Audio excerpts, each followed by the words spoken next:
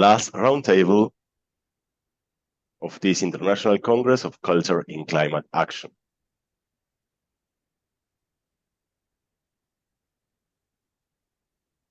We thank you, the participants of this roundtable, Stacy, Vallis, and Andrew Simpson. I'm going to read a little biography of you, and then we are inviting you to share your presentation. Andrew Simpson is a postdoctoral research affiliate at the Chow Chak Wine Museum, University of Sydney, and he's also the chair of the International Committee of Museums for University Museums and Collections, UMAC-ICOM. Welcome, Andrew. Thank you for being with us in this Congress. Can you share your presentation? After then, I'm going to present the other speaker. Thank you. Okay.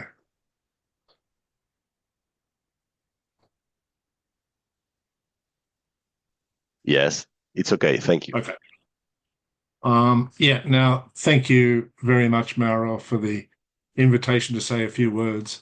My background is I'm not a climate change researcher, and I'm not a sustainability researcher. So I'm going to give a very sort of generalized, brief presentation, mainly from the perspective of the network of international university museums and collections. And there's some interesting things happening in this area, I believe, because if we sort of conceive of our universities and our museums as being fundamental generators of knowledge and also transmitters of knowledge, two very important functions that have been related to both those types of institutions. But let's just sort of have a very quick historical recap and think about when humanity was first told about climate change. And actually, if you go back to the ancient Greeks, they postulated that doing things like cutting down forests and draining swamps could actually change the rainfall patterns. And of course, what they're talking about there is local environmental impacts that can affect things like the weather.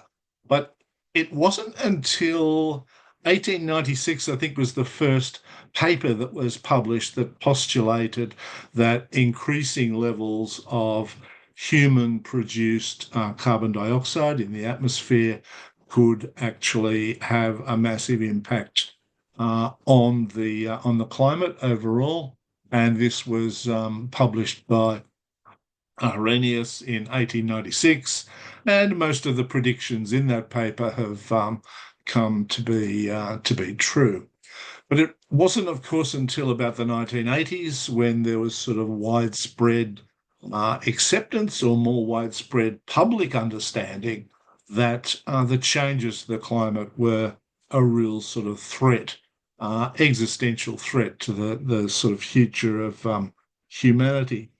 Now, despite the fact that most of the population of the world has known about climate change for about 40 years, we still get people like this. This is a well-known Australian former professor of geology who, for being paid large amounts of money, will stand up in front of a room full of fossil fuel executives and tell them that the science says that the climate is changing, but it's not because of any human activities, that climate change is a natural process, but it's not because of extracting fossil fuels and burning them that's actually causing these kind of changes.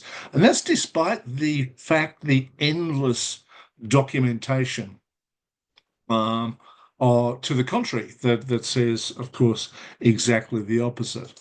And of course, the term the Anthropocene has been used to sort of characterize not just the climate crisis, but a whole range of other associated and interrelated effects that are both cultural and environmental, if you like.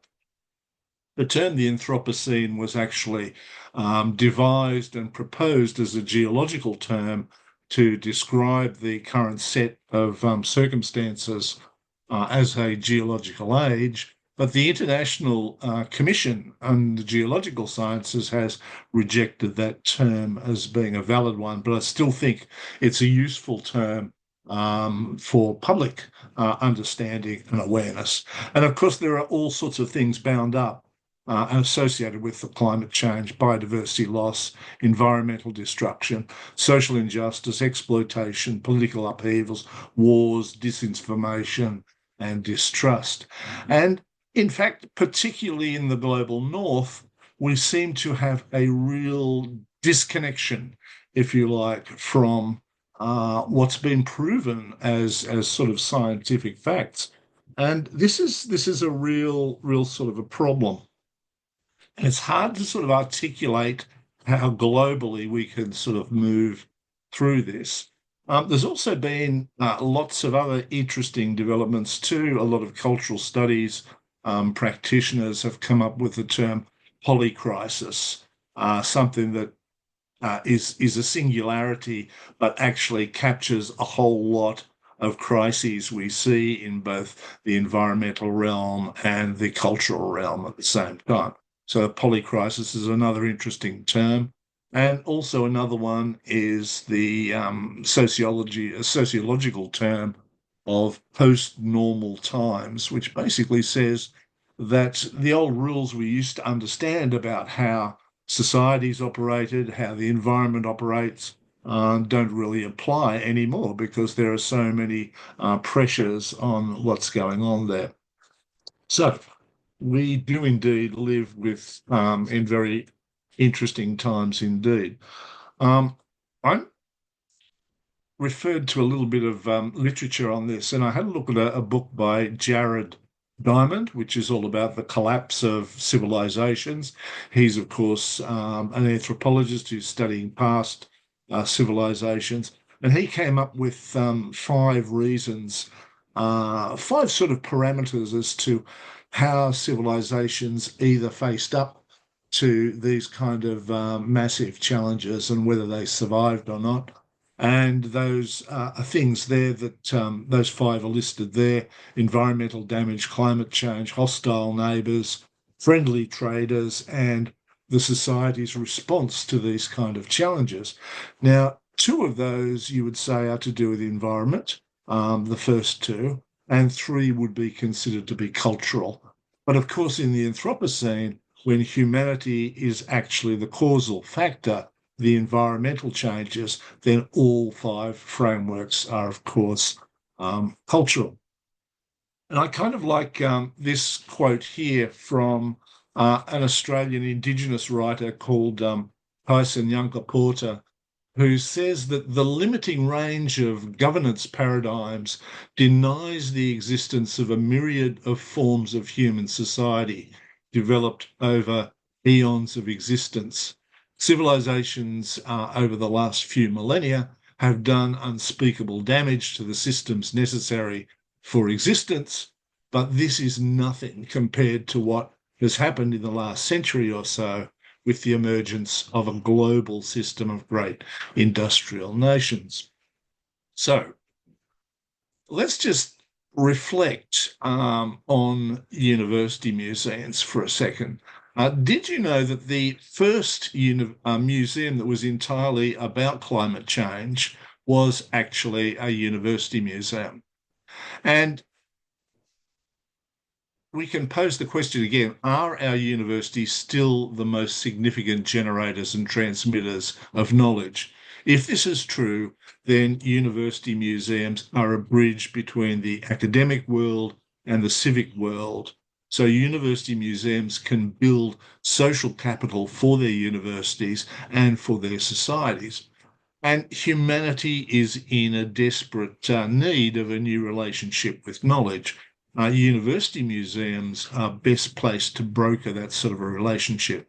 Now, in doing so, they can advocate for mitigation adaptation strategies. They kind of become a forum for the enactment of research that's taking place in the academy. University museums can therefore be platforms that inspire art, literature, media, all sorts of areas reflecting on societal concerns and catalysing these kind of discussions about climate change. Okay, so yes, if we are to make some changes and sort of the kind of interplay underscores the importance of viewing climate action through a holistic and culturally informed lens.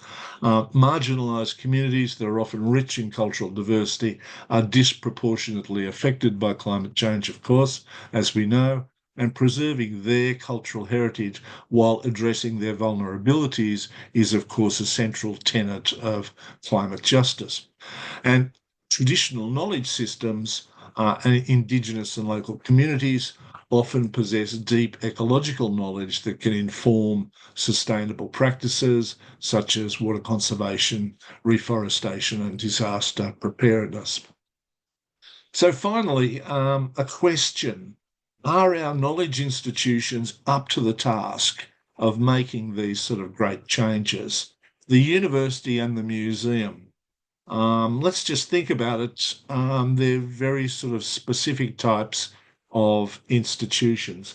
Both museums and universities have been model institutions for globalising the European Enlightenment and taking it to the rest of the world. Our universities and museums must embrace multiple knowledge systems and change from being points of scientific and cultural authority to being networks of scientific and cultural agency. And I think there is some limited amounts of evidence of that sort of thing happening. So we need to find new ways of doing things. So I return to the ancient Greeks where I started, and there must be new ways of doing basic things that we need to do as a species, as a custodial species of this planet. Thank you for listening.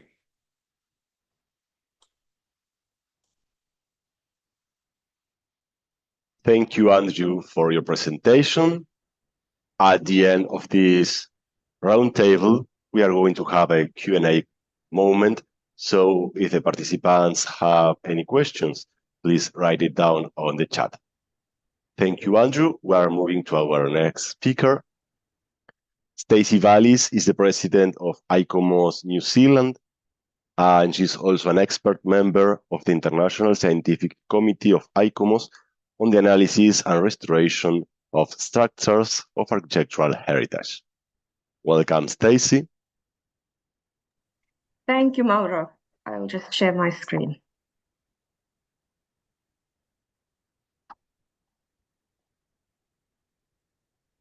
Okay, hopefully that looks all right. So yes, thank you very much. Thank you so much for the kind intro. Kia ora, hello everyone. It's really wonderful to be part of this session today.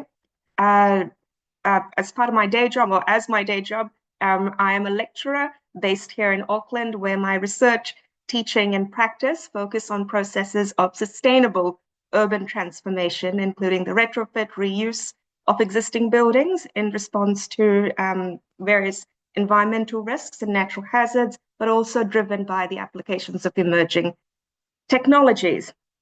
But today, I'm here to share a few thoughts on the topic of culture and climate action, drawing on my local context and the work of our national network at ICOMOS Aotearoa, New Zealand. Okay. So to provide some backdrop here, New Zealand has had a long history of risk in response to natural hazards, including earthquakes, volcanic eruptions, fire, and flood.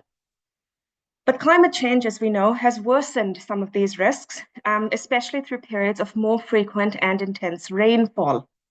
So last year, on February the 14th, 2023, the New Zealand government had declared a national state of emergency to assist in the response to Cyclone Gabrielle.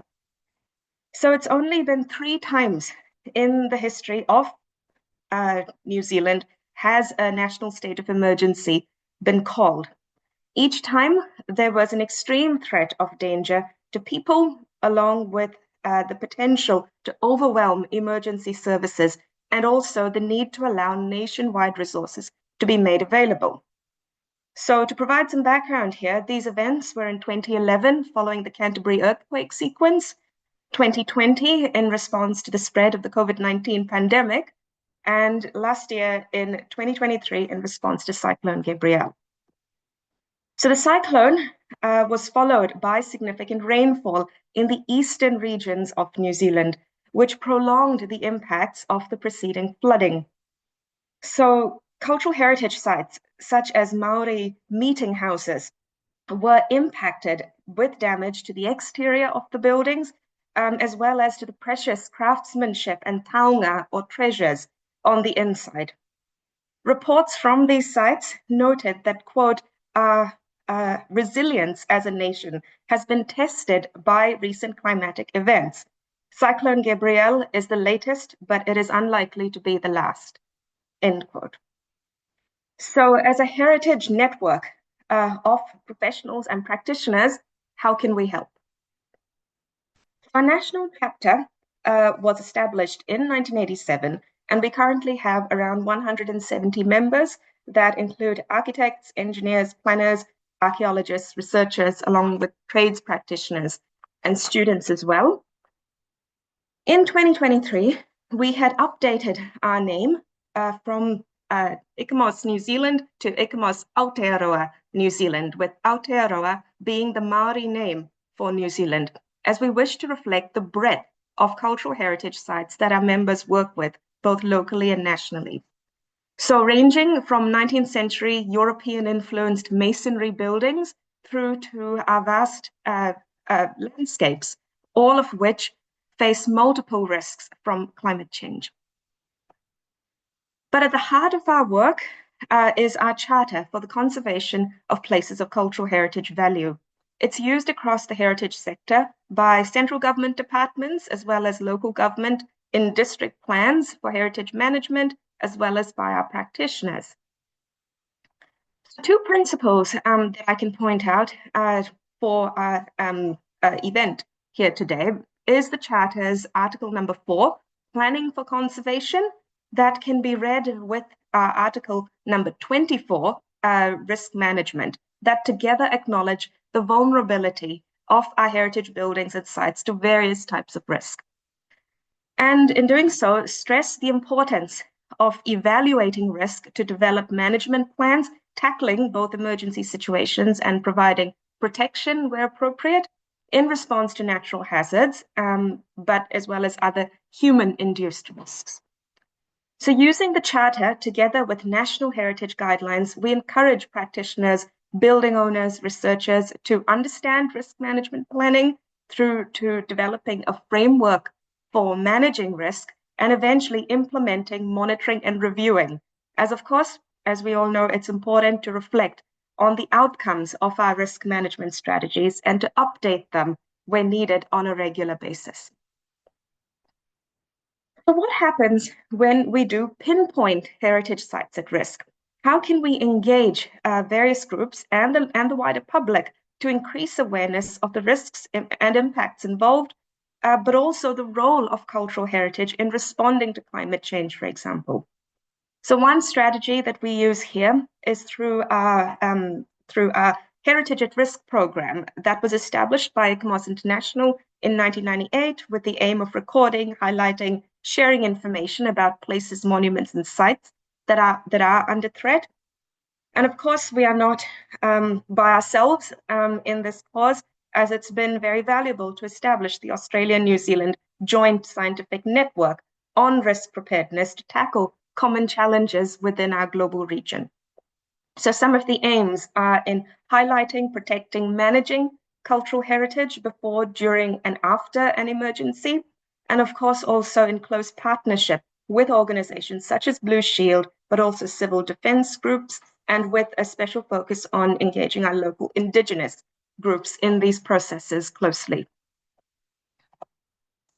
The work of our legislation and policy team is focused on making formal submissions on legislative reviews and also through ongoing or proposed government policies, for example.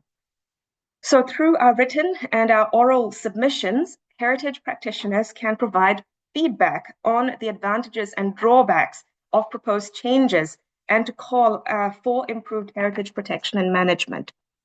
So one example that I can share is that earlier this year, members from our National Committee were invited to make an oral submission to members of Parliament to focus to unpack the overlapping cultural heritage, environmental, and the social impacts of a bill focused on infrastructure and development projects in New Zealand, the Fast Track Bill. So our main message here noted that it is both possible and essential to manage our unique cultural heritage places alongside delivering development projects. So we were one of 1,100 groups and individuals who were invited to make oral submissions. And while, infrastructural development remains central to the bill, the submissions have prompted some changes to the processes and the timeframes for providing feedback on the proposed development projects. But of course, there's very much still work to be done and room for improvement. And lastly, to sort of close off, reflecting on the intergenerational impacts of climate change for the future, education and professional development is another area in which we raise awareness and offer training and professional development opportunities. So highlighted here are two programs from last year where we had hosted a panel discussion and lecture focused on the role of cultural heritage in climate action, where a key topic was the energy efficiency of heritage buildings and learnings from the European context for application to New Zealand. And this, this was the first program and followed by a webinar focused on resilient heritage, tackling integrated approaches for historic building retrofit. And this was really to help reflect the, two of the key environmental risks for us here in New Zealand, being earthquakes as well as climate change. So again, touching on the multi-hazard scenario that Andrew also mentioned in his talk. So we were very happy that both sessions were well attended by practitioners, researchers, and students, and helped again bolster, I think, the ongoing conversations in this space. And of course, we believe that mentorship of our emerging professionals and students is core to fostering inclusive dialogue. And we are very much referring to the work of the ECOMOS International Emerging Professionals Working Group for helping develop further mentorship programs here in New Zealand. So on that note, please do reach out if you would like to learn more. We're active through our shiny new website that was recently launched, as well as on most social media platforms, and we'd absolutely love to hear from you. So thank you very much. Gracias. Thank you, Maro. Thank you, Stacy, for your presentation. We are opening the Q&A moment.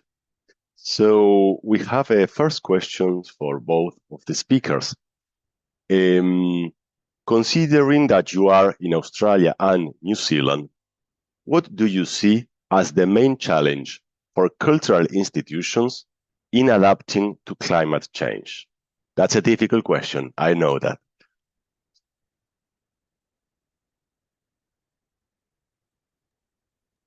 Big question. I might have the next question, yes. I might have a quick go at answering that, particularly from an Australian perspective. I mean, I think the biggest problem is the fact that our economy is essentially captured by and our politicians are captured by an economic system that is scaled up, is exploitative, and is not really something that's sustainable in a long term. And I think that's the case in much of the so-called developed world. And it's a matter of sort of changing opinions, but getting people interested enough to take action, both on an individual level and at a community level. I mean, that's what I think. I'd be interested to hear what Stacy thinks of the situation in New Zealand. Yeah, You've had an sure. interesting change of government there recently. Oh, yes. So, I mean, I think that there are many similar themes in the sense that I suppose first and foremost, the process of responding to climate change is not something that our cultural institutions can do alone. It needs to take place working with various government agencies, various groups, for example. And I think one of the barriers in reaching that point is the perhaps lack of awareness around what really makes up our cultural identity and the vast breadth of sort of cultural heritage that we have. It's not just 19th century, European buildings. We have cultural landscapes, many different types of cultural heritage that all are going to be impacted, but can also play a role in climate action. So that's where I think more education, awareness raising is really important to get everyone on board, so we can move forward together in the same direction. Yeah, I Big think topic. this is very, very similar in Australia, and I think Australia still has a real problem in recognising 65,000 years worth of Indigenous knowledge about the continent and and natural and social systems, and until we sort of start to come to terms with that and sort of walk together with Indigenous people, I can't really see much progress in raising the awareness of other possibilities, other ways of living, other approaches to how we can face the changes. Yeah. So we're very backward as a nation, I think. Thank you very much for your answers.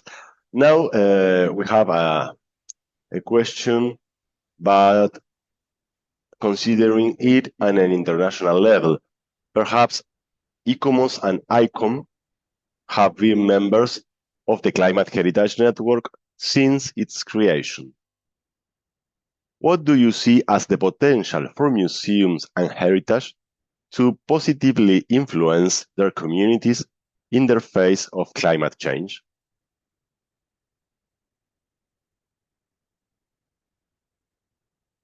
I don't know who wants to answer first. You could choose. I'll have a quick go. I think there is lots of potential, but one of your speakers in the earlier session made a very good point about, well, particularly from the point of view of museums, museums and the new museology. The fact that museums are not about objects, they're actually all about how people interact with objects or heritage and things like that, is really the critical thing. And I think that particularly I see it happening with some university museums, that it is possible to develop sort of social capital around some of these kind of issues. And they're the kind of museum or the cultural institution becomes a sort of a laboratory and a forum for discussing things. And I think that's the way that people will eventually be motivated. So it's about sort of institutions acting together as a network, providing agency rather than just being sort of points of authority. Just as a general thought.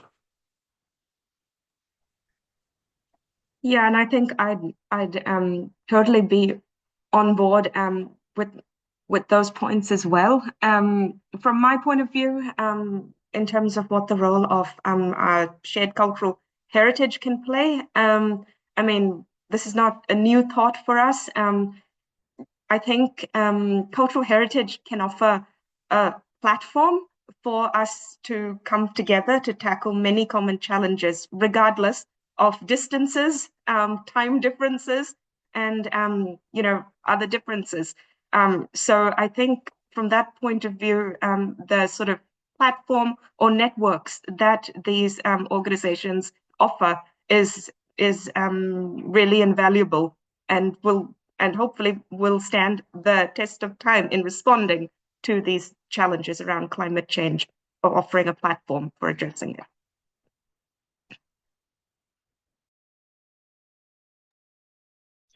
Thank you very much. Do we have any additional questions for the speakers? You could write it down on the chat.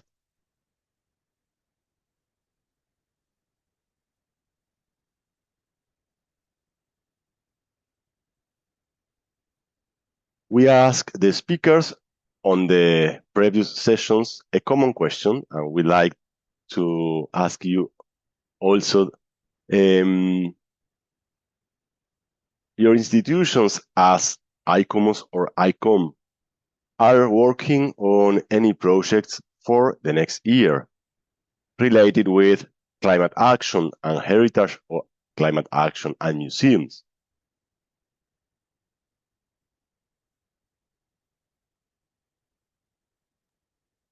Yeah, could I just with ICOM? ICOM is a large organisation that, of course, covers the museum profession, and that's sort of museums of all sort of shapes and sizes.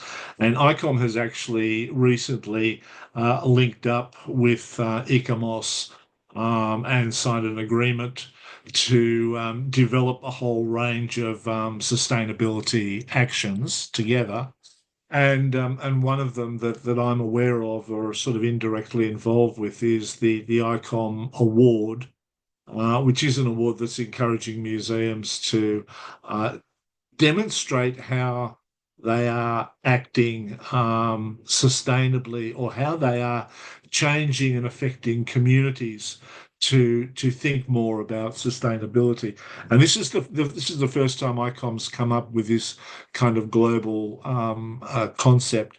But some of the nominations for some of the projects that are going to be going forward with this are really quite interesting. And it's not just sort of a large institution demonstrating how they're saving energy or something like that. It's actually large institutions that are making grassroots changes and bringing people together around some of these issues we've been discussing. So I think that's a really good and interesting development. There is also one of the international committees of ICOM.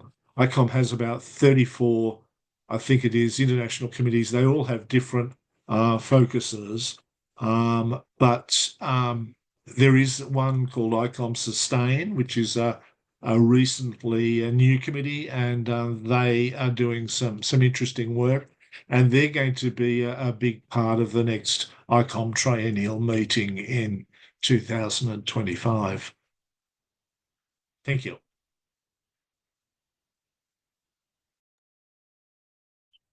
Yeah, I could probably share 2 points there as well. So from the International Scientific Chapters network, I'm aware that there are some groups, there are a number of groups who are working on sort of updating or also developing principles relating their work, which has taken place over a number of years now, specifically in response to the impacts of climate change, but also the role of cultural heritage in addressing climate change. So, for example, one would be the white paper that is being drafted by the International Scientific Chapter on Structural Restoration, so the impacts of climate change on historic structures. But I'm also am aware of the ongoing draft principles for climate change that are being developed by the joint Australia-New Zealand network on risk. So that's an ongoing piece of work on a more local or perhaps regional scale that's taking place here. Thank you, Stacy. Thank you, Andrew. Yeah, here we have some comments of the participants. Excellent presentations. Thank you for allowing us to reflect on the importance of valuing local communities and their heritage. We want to invite Stacy and Andrew perhaps to make a concluding comment about the importance of museums and heritage in this global context, please.